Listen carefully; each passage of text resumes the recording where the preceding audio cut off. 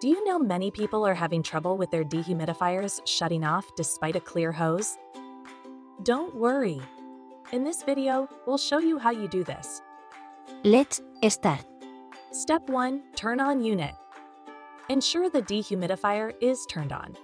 If it's off, simply turn it on to begin operation.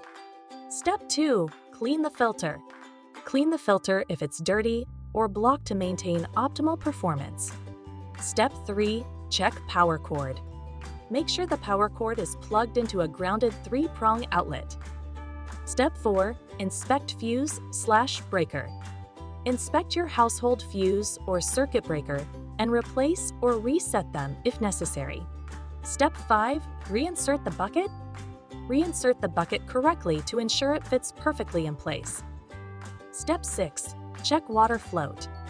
Check the water level float by removing the bucket, ensuring the float is in position, and reinstalling the bucket. By following these steps, your dehumidifier should work efficiently without shutting off due to a full bucket. Still need help? Visit our website for the complete manual. There you will also find questions and answers from other Hisense users. Did you find this video helpful?